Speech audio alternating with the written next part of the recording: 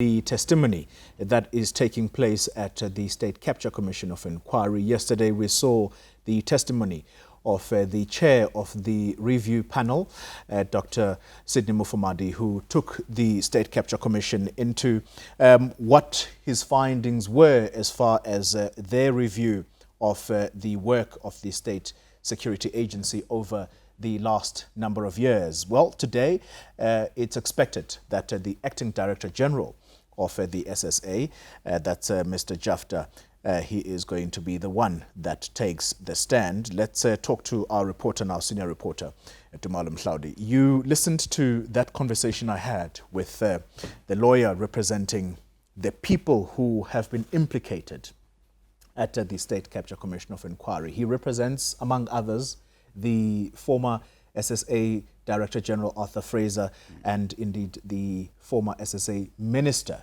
Advocate Bongani Bongo. It's unfortunate that he's unable to go into the contents of those letters, but we can tell the public that we have been given the letters that they have written, and people's names are there. It's very damaging information on them or about them, and there are certain institutions. For example, a television station was said to have been started with monies that were taken from the SSA. We can't reveal this station, so the public is going to unfortunately keep guessing until things are done by the book, which is what the clients want for the Acting Director General, Mr. Jafta, to do, to declassify this information so that they are able to tell the Commission their side of the story. Your view about what we're likely then to hear from Mr. Jafta, who's going to be testifying there today? Well, we're likely to hear if the Commission's processes are anything to go by, whether the testimony that was given yesterday by Mr. Mufamadi, based on the report, can be corroborated in as far as what he is allowed to, reveal to the public.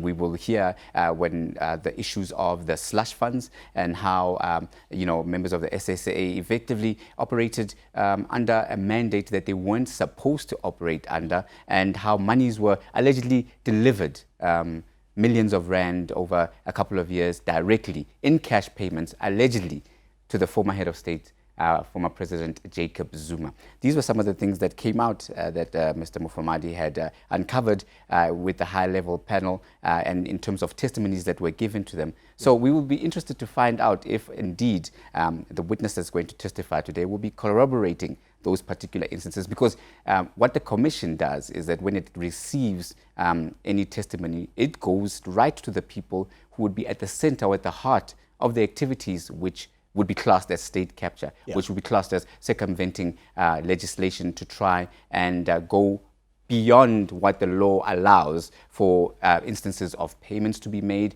or for undue contracts to be awarded. So this is what was going to happen today.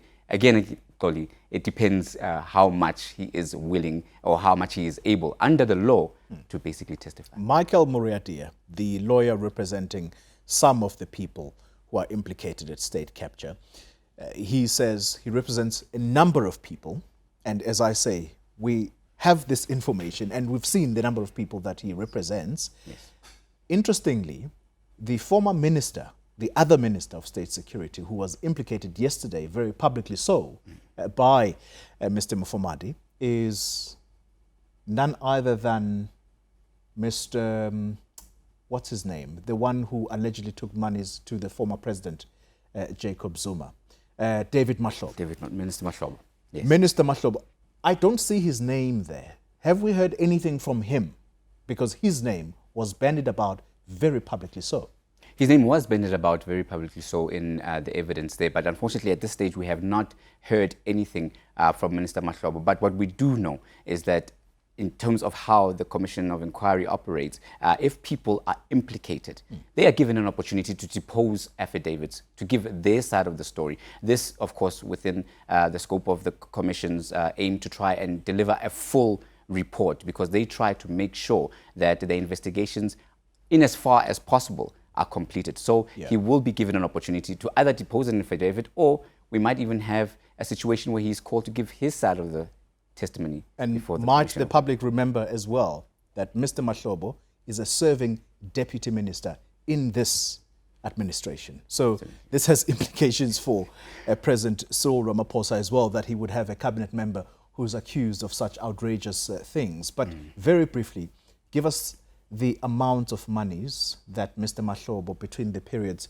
2015 to 2016 and then 2016 to 2017, he is alleged to have taken in cash over to the former president, because these monies, they increase with the years. Yes, these monies increase with the years. We have amounts starting from around 800,000 Rand in cash initially, and then that goes on and moves up into the millions. And at one stage, an amount of 5 million Rand was allegedly handed over to the former president in cash, unaccounted for, off the books. This is according to the findings as revealed by Mr. Mufamadi. Yeah, and I made my own calculations yesterday as these monies were being said, and you just sum them together, an amount of 84 million in total would have reached the hands of the former president if indeed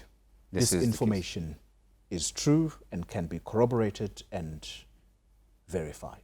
And this is the difficulty. Absolutely outrageous. This is the difficulty, corroboration of this information, because you would find that a lot of it dealing with the state security agency would be classified. Some of it would be off the books. Some of it would necessarily be deemed to be state security operations. So how will we ever find the truth? That is the question. Yeah.